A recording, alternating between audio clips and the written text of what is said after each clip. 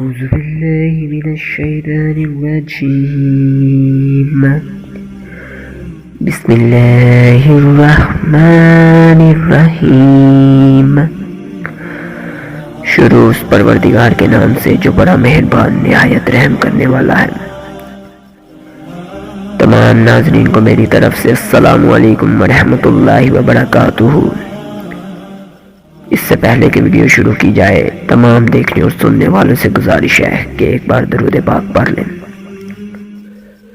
بات درود پاک، آج کی ویڈیو کا موضوع ہے کفر کی حقیقت۔ اسلام کا مطلب اللہ تعالیٰ کی فرمانبرداری ہے، اور جیسا کہ میں نے پچھلی ویڈیو میں بتایا کہ انسان جو بھی پیدا ہوتا ہے وہ مسلم ہی پیدا ہوتا ہے، کیونکہ اس کے جسم کے تمام اجزاء اللہ کی حکم کی وجہ سے ہی بڑھتے ہیں، یعنی کہ تمام جسم اللہ ہی کی فرما برداری کرتا ہے۔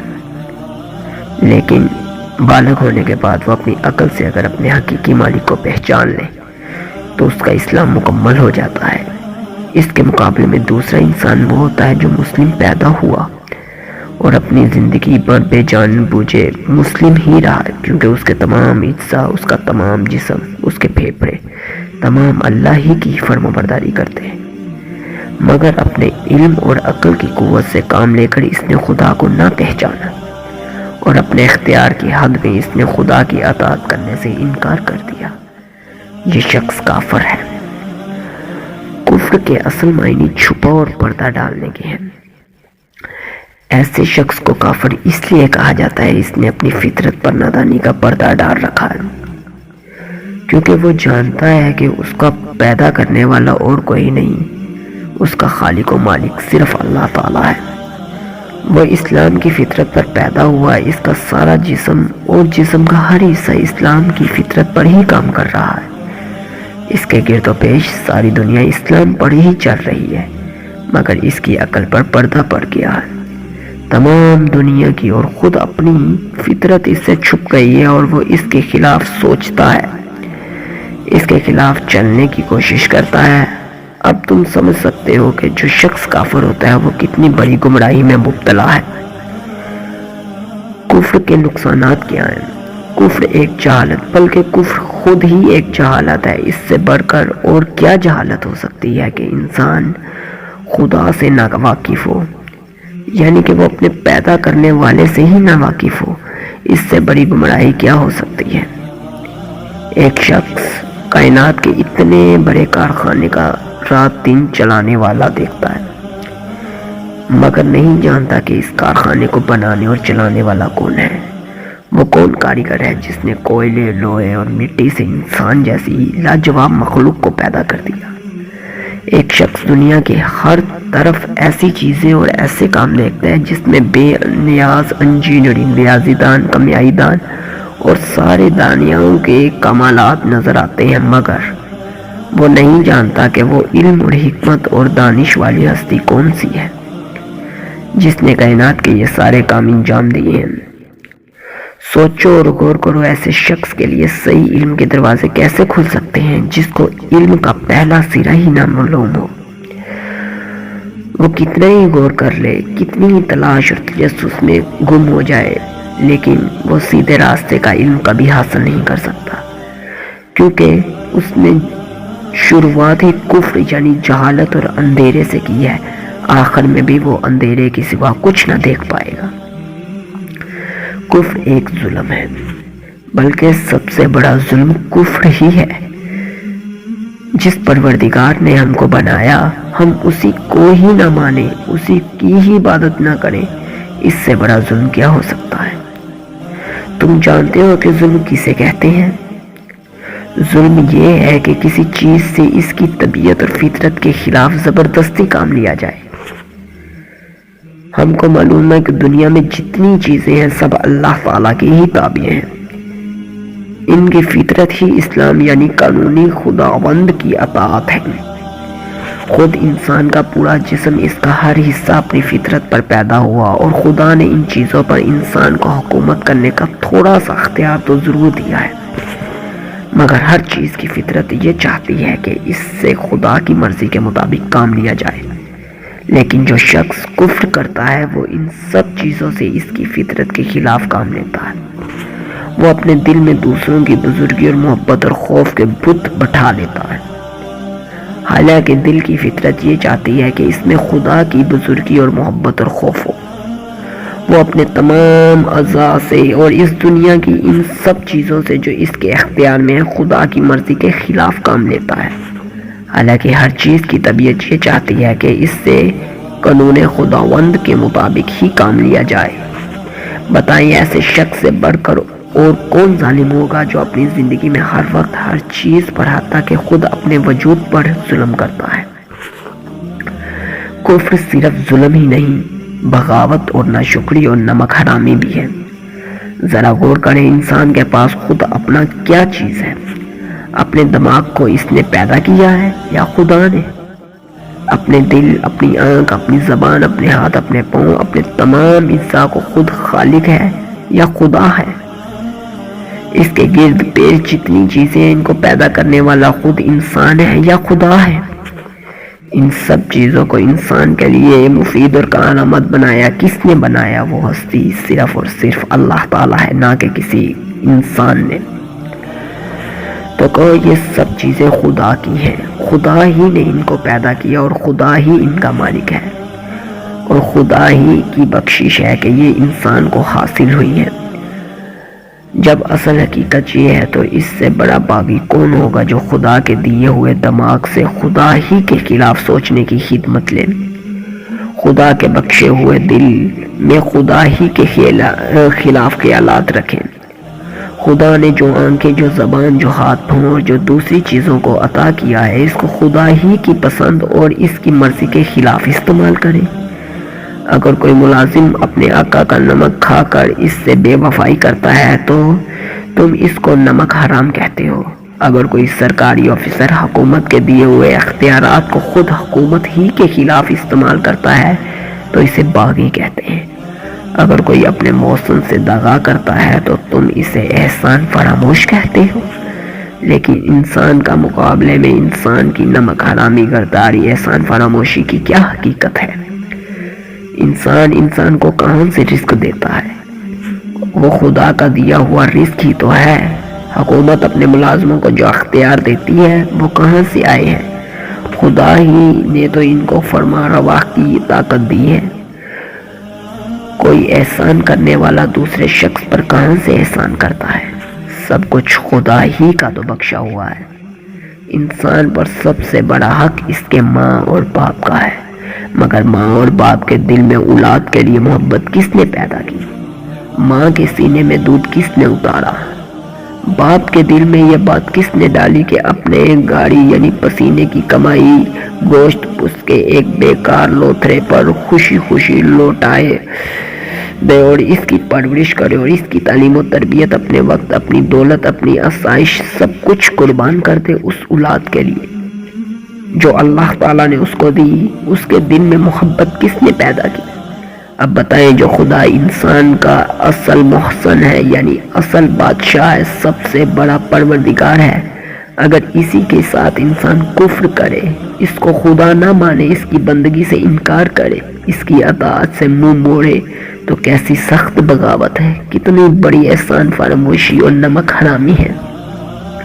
کہیں یہ نہ سمجھ لینا کہ کفر سے انسان خدا کا کچھ بگاڑتا ہے۔ جس بادشاہ کی سلطنت اتنی بڑی ہے کہ ہم بڑی سے بڑی دوربین لگا کر بھی اب تک یہ معلوم نہ کر سکے کہ وہ کہاں سے شروع ہوتی ہے اور کہاں ختم ہوتی ہے۔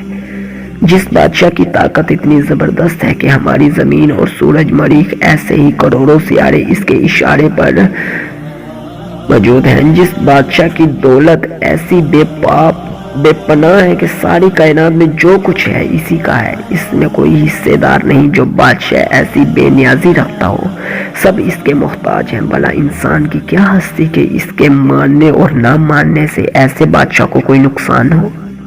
اس سے کفر اور سرکشی اختیار کر کے انسان اس کا کچھ بھی نہیں بگاڑ سکتا، البتہ خود اپنی تباہی کا سامان کرتا ہے۔ کفر اور نافرمانی کا لازمی نتیجہ یہ ہے کہ انسان ہمیشہ کے لیے ناکام و نامراد ہو جائے۔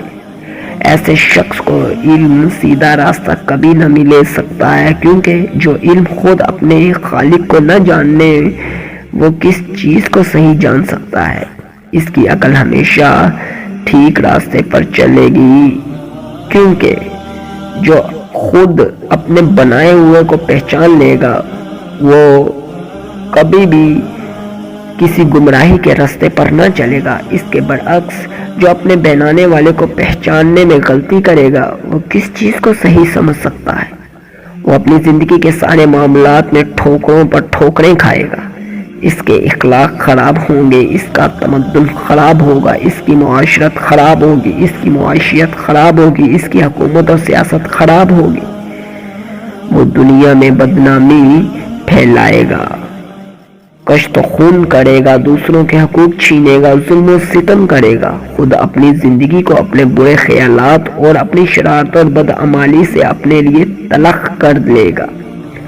پھر جب وہ اس دنیا سے گزر کر آخرت کے عالم میں پہنچے گا تو وہ سب چیزیں جن پر وہ تمام عمر ظلم کرتا رہا تھا اس کے خلاف نالش یعنی اس کے خلاف گواہی دیں گے۔ اس کا دماغ، اس کا دل، اس کی آنکھیں، اس کے کان، اس کے ہاتھ، غرض اس کا رونگٹا یعنی کہ اس کا ایک ایک رونگ خدا کی عدالت میں اس کے خلاف گواہی دے گا کہ اس ظالم نے تیرے خلاف بغاوت کی، اس بغاوت میں ہم سے زبردستی کام لیا گیا، وہ دولت جو حرام سے آئے اور حرام پر خرچ کی گئی، وہ سب چیزیں جن پر اس نے باغی بن کر قبضہ کیا، وہ سب آلات و اسباب جن سے اس نے اس بغاوت میں کام لیا، اس کے مقابلے میں فریادی بن کر آئیں گے، اور خدا جو حقیقی منصف و خالق و مالک ہے ان ظالموں کی باغیت کو ان کی باغی ہونے پر سزا ملے گی۔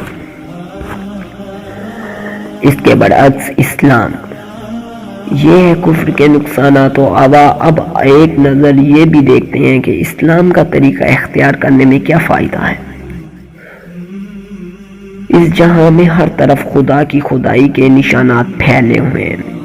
کائنات کا یہ عظیم الشان کارخانہ جو ایک مکمل نظام اور اٹل قانون کے تحت چل رہا ہے، جو اس بات پر گواہ ہے کہ اس کا بنانے اور چلانے والا ایک زبردست حکمت والا ہے جس کی حکومت سے کوئی چیز سرتابی نہیں کر سکتی۔ تمام کائنات کی طرح خود انسان کی فطرت بھی یہی ہے کہ اس کی اطاعت کرے،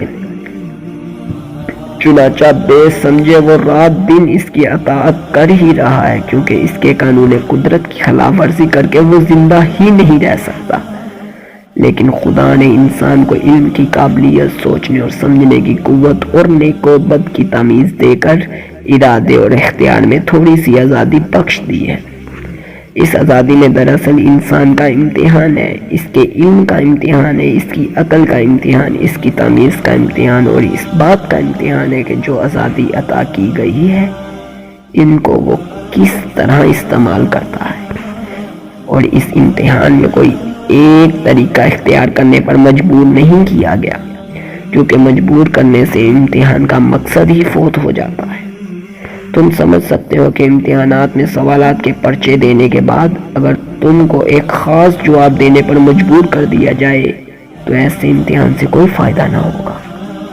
تمہاری اصل قابلیت تو اسی وقت کھلے گی جب تم ہر قسم کا جواب دینے کا اختیار حاصل ہو۔ اگر تم نے صحیح جواب دیے تو کامیاب ہوگے اور آئندہ ترقیوں کے دروازے تمہارے لیے کھل جائیں گے، اگر غلط جواب دیا تو ناکام ہوگے اور اپنی ناقابلیت سے خود ہی ترقی کا راستہ روک لوگے۔ بلکہ اس طرح خدا نے بھی اپنے امتحان میں انسان کو آزاد رکھا ہے، جو طریقہ چاہے اختیار کرے۔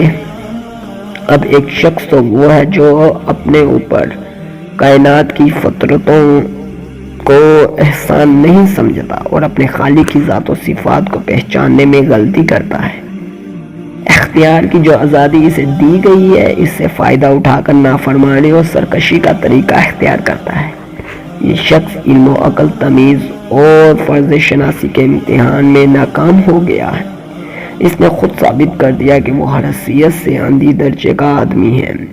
لہذا اس کا وہی انجام ہوگا جو تم نے اوپر دیکھا، یعنی کہ اسے آخرت اور دنیا میں صرف ذلت کی زندگی ہی گزارنے کو ملے گی، جبکہ آخرت میں ان کے لیے دردناک عذاب تیار کر رکھا ہے۔ اس کے مقابلے میں ایک دوسرا شخص جو اس امتحان میں کامیاب ہو گیا، اس نے علم اور عقل سے صحیح کام لے کر خدا کو جانا اور مانا، حالانکہ وہ ایسا کرنے پر مجبور نہیں کیا گیا تھا۔ اس نے نیک و بد کی تمیز میں بھی غلطی نہ کی اور اپنی آزادی انتخاب سے نیکی ہی کو پسند کیا، حالانکہ وہ بدی کی طرف بھی مائل ہونے کا اختیار رکھتا تھا۔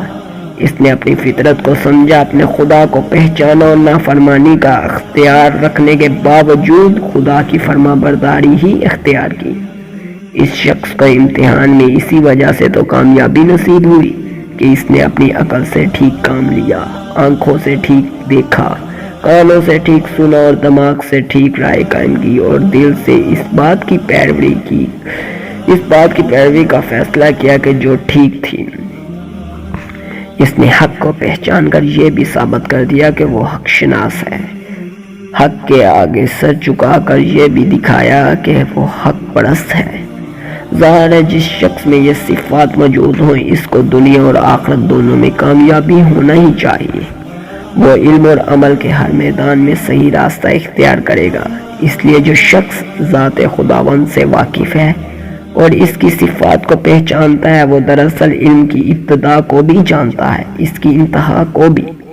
ایسے شخص کبھی غلط راستوں میں بھٹک نہیں سکتا۔ اس کا پہلا قدم بھی صحیح پڑا ہے، جس آخری منزل پر اسے جانا ہے اس کو بھی وہ یقین کے ساتھ جانتا ہے۔ اب وہ فلسفانہ غور و خوض سے کائنات کے اسرار سمجھنے کی کوشش کرے گا، مگر ایک کافر فلسفی کی طرح کبھی شکوک و شبہات کی بھول بھلیا میں گم نہ ہوگا۔ وہ سائنس کے ذریعے سے قدرت کے قوانین کو معلوم کرنے کی کوشش کرے گا، کائنات کے چھپے ہوئے خزانوں کو نکالے گا۔ خدا نے جو قوتیں دنیا میں اور خود انسانوں کے وجود میں پیدا کی، ان سب کو ڈھونڈ ڈھونڈ کر معلوم کرے گا، مگر خدا شناسی ہر موقع پر اس کے سائنس کے غلط استعمال سے روکے گی۔ وہ کبھی اس غلط فہمی میں نہ پڑے گا کہ میں ان چیزوں کا مالک ہوں، میں نے فطرت پر فتح پا لی، میں اپنے نفع کے لیے سائنس سے مدد لوں گا، دنیا کو زیر و زبر کر دوں گا، لوٹ مار اور خون کشی کر کے اپنی طاقت کا سکہ سارے جہاں میں بٹور دوں گا۔ یہ ایک کافر کا کام ہے۔ مسلم جتنا زیادہ سائنس پر عبور حاصل کرے گا، اتنا ہی زیادہ خدا پر اس کا یقین بڑھے گا، اتنا ہی زیادہ وہ خدا کا شکر گزار بنے گا۔ اس کا عقیدہ یہ ہوگا کہ میرے مالک نے میری قوت اور علم میں جو اضافہ کیا، اس سے میں اپنی اور تمام انسانوں کی بھلائی کے لیے کوشش کروں گا۔ یہی اس کا صحیح شکریہ ہے۔ اس طرح تحریک و معاشیات، سیاسیات، قانون اور دوسرے علوم و فنون میں بھی ایک مسلم اپنی تحقیق اور جدوجہد کے لحاظ سے ایک کافر کے مقابلے میں کم نہ رہے، مگر دونوں کی نظر میں بڑا فرق ہوتا ہے۔ مسلم ہر علم کا مطالعہ صحیح نظر سے کرے گا اور صحیح نتیجے پر پہنچے گا۔ تاریخ میں وہ شخص کے گزشتہ تجربوں سے ٹھیک ٹھاک سبق لے گا، قوموں کی ترقی کے اسباب معلوم کرے گا اور اس کی تہذیب و تمدن میں مفید چیزیں دریافت کر لے گا، جن کی بدولت پچھلی قومیں تباہ ہو گئی۔ معاشیات میں دولت کمانے اور خرچ کرنے کے ایسے طریقے معلوم کرے گا جن سے تمام انسان کا بھلا ہو، نہ ایک کا فائدہ بہتوں کا نقصان ہو۔ سیاسیات میں ان کی تمام توجہ اس طرح مبعوث ہوگی کہ دنیا میں امن و عدل اور انصاف، نیکی و شرافت کی حکومت ہو۔ کوئی شخص یا کوئی جماعت خدا کے بندوں کو اپنے بندہ نہ بنائے، کوئی شخص یا کوئی جماعت خدا کے بندوں کو اپنا بندہ نہ بنائے۔ حکومت اور اس کی تمام طاقتوں کو خدا کی امانت سمجھا جائے، بندگان خدا کی بہتری کے لیے استعمال کیا جائے۔ قانون میں وہ اس نظر سے غور کرے کہ عدل و انصاف کے ساتھ لوگوں کے حق مقرر کیے جائیں اور کسی صورت سے کسی پر ظلم نہ ہونے پائے۔ مسلم کے اخلاق میں خدا ترسی، حق شناسی، راست بازی ہوگی۔ وہ دنیا میں یہ سمجھ کر رہے گا کہ سب چیزوں کا مالک خدا ہے، میرے پاس اور سب انسانوں کے پاس جو کچھ ہے خدا ہی کا دیا ہوا ہے۔ میں کسی چیز کا حتیٰ کہ خود اپنے جسم اور جسمانی قوتوں کا بھی مالک نہیں، سب کچھ خدا کی امانت ہے، اور اس امانت میں تصرف کرنے کا جو اختیار مجھے دیا گیا ہے اس کو خدا ہی کی مرضی کے مطابق استعمال کرنا چاہیے۔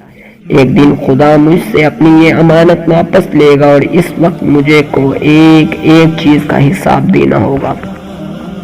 یہ سمجھ کر وہ شخص دنیا میں رہے، اس کے اخلاق کا اندازہ کرو، وہ اپنے دل کو برے خیالات سے پاک رکھے گا، وہ اپنے دماغ کو برائی کی فکر سے بچائے گا، وہ اپنی آنکھوں کو بری نگاہ سے روکے گا، وہ اپنے کانوں کو برائی سننے سے باز رکھے گا، وہ اپنی زبان کی حفاظت کرے گا تاکہ ان سے حق کے خلاف کوئی بات نہ نکلے، وہ اپنے پیٹ کو حرام رزق سے بچانے کے لیے بھاگے گا، بھوکا رہنا پسند کرے گا لیکن حرام کھانا نہیں، وہ اپنے ہاتھوں کو ظلم کے لیے کبھی نہ اٹھائے گا، وہ اپنے پاؤں کو برائی کے راستے پر کبھی نہ چلائے گا، وہ اپنے سر کو باطل کے سامنے کبھی نہ جھکائے گا، خواہ وہ کاٹ ہی کیوں نہ دیا جائے، وہ اپنی کسی خواہش اور کسی ضرورت کو ظلم اور ناحق کے راستے پر کبھی نہ پورا کرے گا، وہ نیکی اور شرافت کا مجمع ہوگا، حق اور صداقت کو ہر چیز سے زیادہ عزیز رکھے گا، اور اس کے لیے اپنی ذات کے ہر فائدے اور اپنے دل کی ہر خواہش کو بلکہ اپنی ذات کو بھی قربان کر دے گا، وہ ظالم اور ناجائز ہر چیز سے زیادہ ناپسند کرے گا، وہ کسی نقصان کے خوف سے یا کسی فائدے کے لالچ میں اس کا ساتھ دینے پر آمادہ نہ ہوگا۔ دنیا کی کامیابی بھی ایسے شخص کا حصہ ہے، اس سے بڑھ کر دنیا میں کامیابی کوئی معزز اور شریف نہ ہوگا، کیونکہ اس کا سر خدا کے سوا کسی کے سامنے جھکنے والا نہیں، اور اس کا ہاتھ خدا کے سوا کسی کے سامنے پھیلنے والا نہیں۔ ذلت ایسے شخص کے پاس کیسے بھٹک سکتی ہے؟